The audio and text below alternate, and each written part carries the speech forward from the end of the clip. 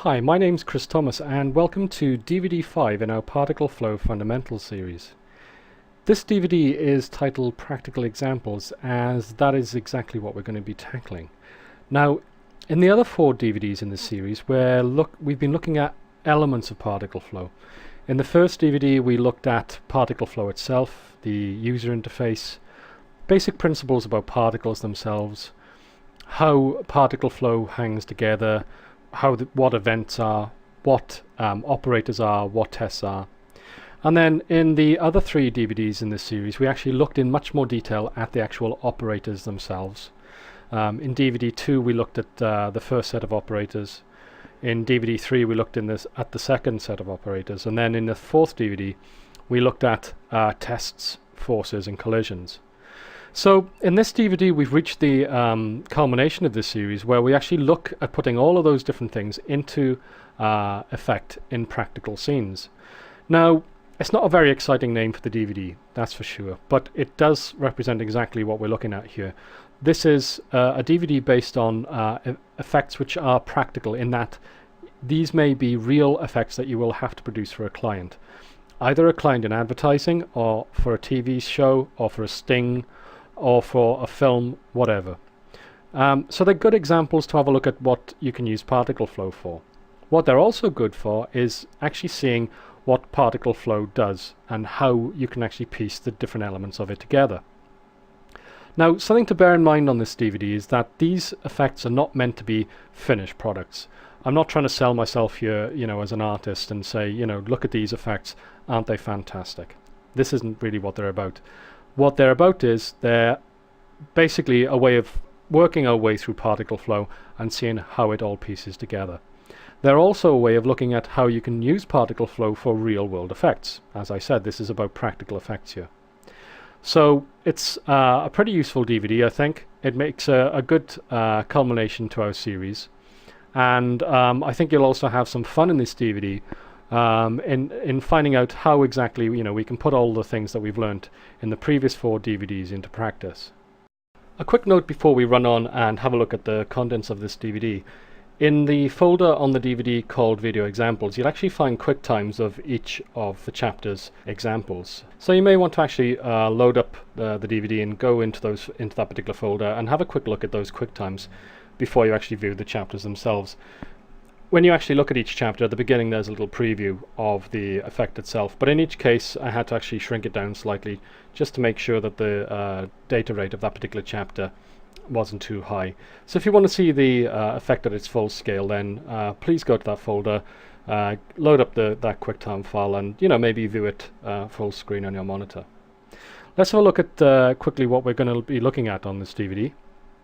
In the first chapter we're going to be looking at the simplest effect, which is a snow effect. It's simple in that it doesn't really require that much multiple levels of events or anything like that. What you're really looking at is getting the snow to fall down from the sky and to look relatively naturalistic. So I thought that was a pretty good start for us on this DVD. In the second chapter, Firework Display, we'll be looking at fireworks, how to create rockets, have them firing up into the air and then bursting in blooms. And again, it's relatively simple. You've only really got a 2-stage kind of effect going on there, and that is basically the fireworks firing up as rockets and then blooming once they get into the sky. In chapter 3, Antacid Bubbles, we're looking at a typical effect that you'll see in advertising, where a pharmaceutical company will ask you to produce some sort of particle effect for one of their products. In this case I've chosen sort of anti-acid tablets bubbling away in water.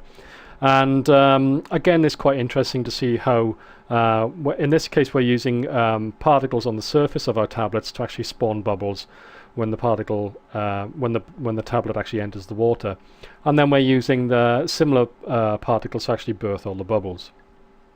In chapter 4 we're looking at the effect of arrows being fired through the air and then striking targets.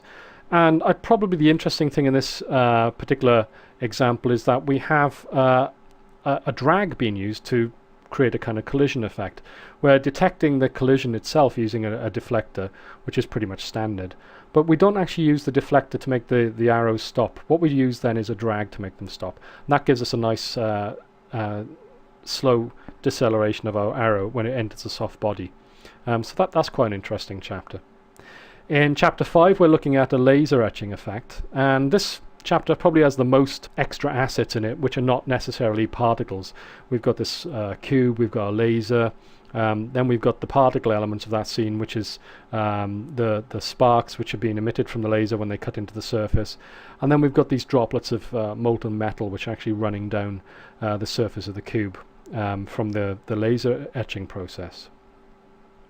In chapter 6 we're looking at a simple footstep dust system.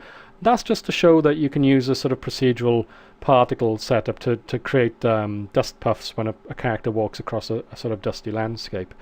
But also that kind of effect could be adapted very easily to work with water, and you could actually have characters walking through a watery scene and having droplets being splashed off their boots and so forth. In chapter 7, reforming logo types, we look at a sort of real-world effect that you would see in a lot of possibly corporate videos or a sting for a TV program, where you basically want to have a company's logo and you want particles to burst out from that logo, fly around through the air, and then come back and form into maybe either the same logo or another logo. You've got the flexibility of doing that with this particular example. In chapter 8 we're looking at kind of Star Wars Death Star explosion type effect, and that's using a combination of geometry animation with a sort of geometry ring wave, which is just textured, but we've got particle missiles flying in, and that actually causes the initial explosion. Then we've got phosphors coming out with the ring wave. We've got a ball wave, which is a sort of a spherical explosion of sparks coming out from the center of our ring wave. So that's quite a cool looking effect, and again it's very procedural. And we conclude the DVD in chapter 9 with our rain system, where we're using the ogre from our rigging DVDs just to have the model of a statue. And what we wanted to do was we wanted to have rain coming down from above and splashing on the statue, splashing on the ground, and then dribbling down the statue. All these water droplets running down the statue, and then falling off the statue and dropping on the floor and causing further splashes, and so forth. That's a really fun example, and I think it concludes our DVD in a pretty cool way, and it really kind of shows off the kind of procedural and flow-based system that we have here in Particle Flow, and it really makes doing particles in 3ds Max great fun. Okay, so we've got a great deal of stuff to cover in this DVD. Let's get on with it and have a look at our first example, which is our snowy canyon.